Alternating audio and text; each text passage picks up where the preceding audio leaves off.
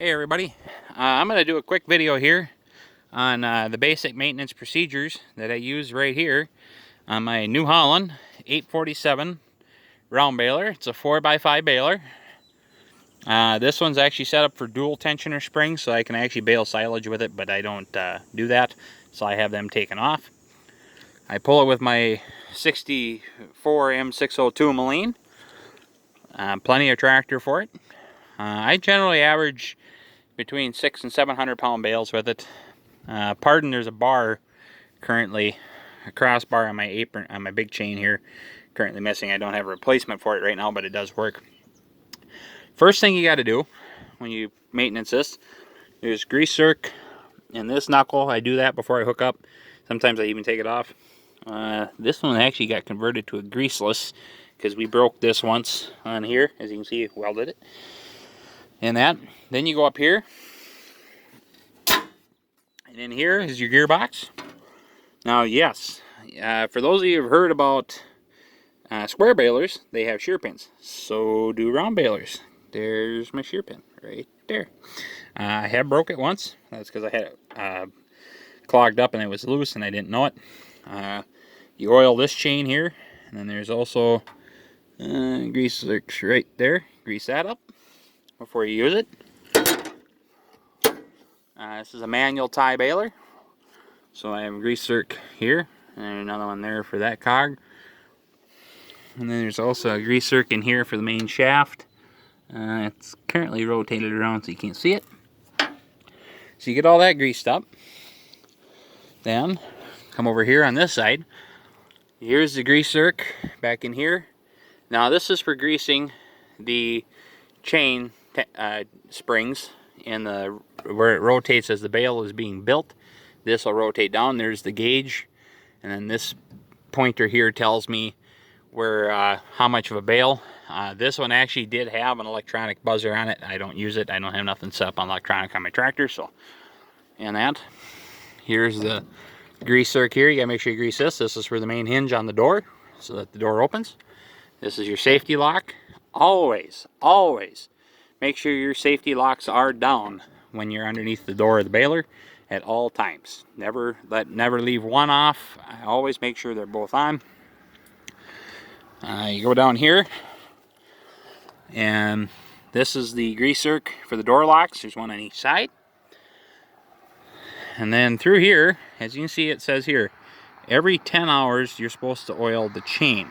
Well, here's the hole. You just put a spout down in there on a bottle with some gear lube, used oil. Bar and chain oil for a chainsaw works really well, as it doesn't sling as bad. I generally do, there's one hole there, as well as there's another hole right there for that side. I generally, as I run the baler, I will actually oil it probably every 5 bales, especially if I'm in really dry hay. There again, there's the one for the chain, one for the door, and then the one for the lock is back there. So I tend to oil it heavy to make sure it's in good shape.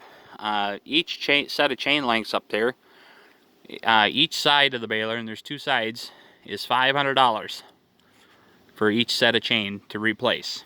That's not counting the pipes. You don't get the steel pipes in that.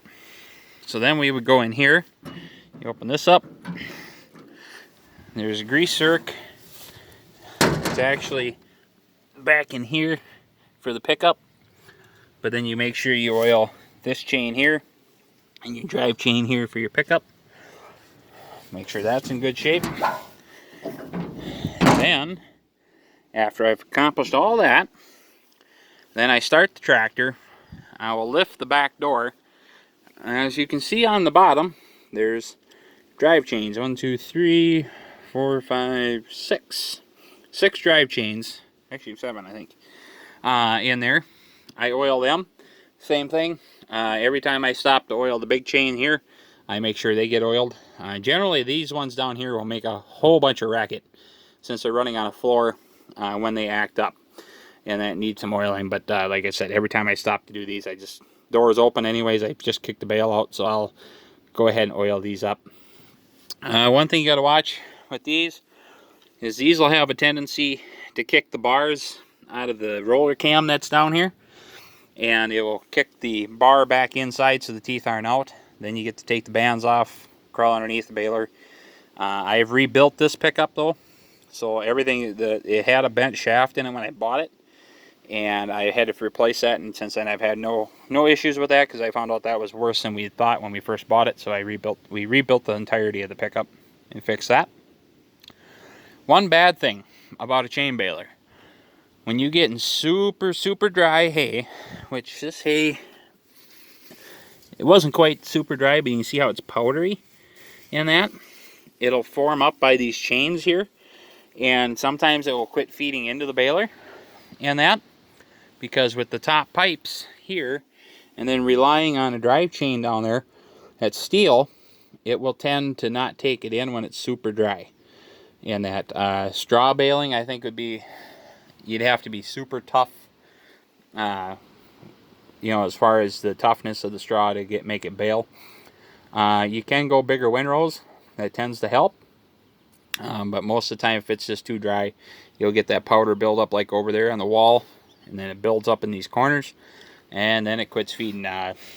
So those are kind of the hiccup, but otherwise, as far as making bales, these make solid center bales, and they are very good balers. I enjoy them. They're very simple to work on, not a lot of bearings like some of the belt balers. You can actually just replace whole sprockets, like up there, one back there, the ones on the top. So then also there's some grease zerks. Well, this grease zerk broke off the other day, but manual tie, like I said, so I gotta crank it from up there. Every once in a while, going down the road ditch, you get a crank in your back. But other than that, I really enjoy them. They're very good balers and that, so I enjoy them. I would highly recommend them. Like I said, this is the 847, one of the smaller ones. And then there's also the 850, 851s, and bigger ones. Some have auto tie, some are hydraulic, mechanical, hand tie like this one as well. And this one's actually also got the ability to be set up for net wrap bales. There's a couple slots. You can see these round slots here. That's where the rolls of the material, and then those, I think the two mounting, there were a couple mounting holes up here. I think those two are part of it, for bolting the front contraption on. And that this does have a sickle section in here that generally cuts the twine off right here. But my bar is bent, as you can see, so I just get off and cut it, because usually, like I said, I gotta oil the chains up at some point. So, and it's good exercise to get you off tractor once in a while. I hope this was an informative video and that about the 847 New Holland Round Balers, and I highly recommend you buy them.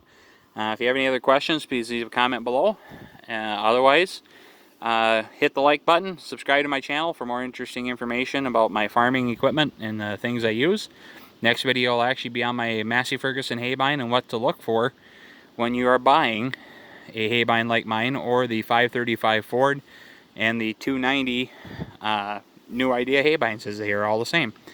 Thank you for watching, and I hope you all have a great evening, and look forward to visiting with you again as we review some of my farm equipment.